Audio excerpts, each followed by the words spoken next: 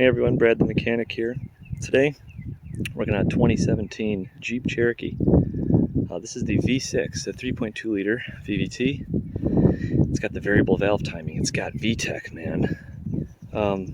Anyways, I'm sorry if you own one of these, but if you do, and it's the V6, and it's still not in the junkyard, then the starter's probably going to go bad, just like all the other electrical components on these. So what we are going to do is I pop the hood. You can raise the vehicle up if you want, but I can actually get under there just fine. The car was dropped off here, so I'm just going to do it in this spot instead of having to move it. There's about 10 mil bolts that hold on this thing, and you'll see right here the holes for it. Take all those off and this whole thing comes down, and then you're going to be able to get up under here and see what you have to remove. So we are now at the front of the engine, in between the radiator and the engine. Now you can see the starter right here. On the back of it, there's a pinch clip that you got to take off in order to, and that's the ground or the signal wire. So then on the outside of it right there, there is, I believe, a 14 mil or a 13 mil to remove the power wire from the back of the starter.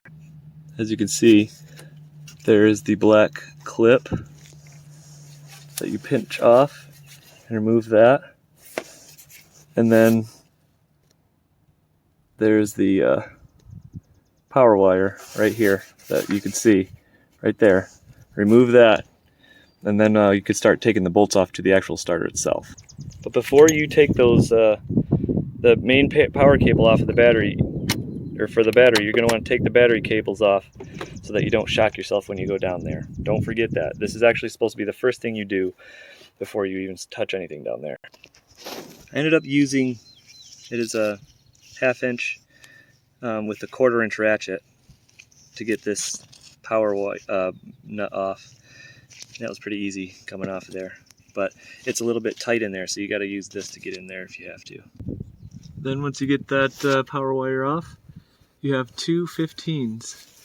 1, 2, and these are the only ones holding the starter on, so you can, it's actually pretty accessible.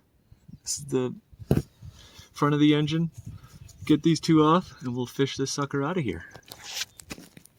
Alright, so instead of taking the dipstick out or taking the AC compressor loose, what you'll have to do is take the two 1/2 inch bolts here, and there's 4 10 mils up there that hold this cat on, and then you're going to be able to move this cat, and then that'll get the starter out. So I just saved you guys a bunch of hassle because it was a pain in the ass to figure all this out, and there's no way to get the starter out unless you do this. You have to do this way.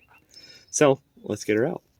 So once you get the starter back up in there, you might as well leave this out while you're putting it all back together. It'll be a lot easier that way.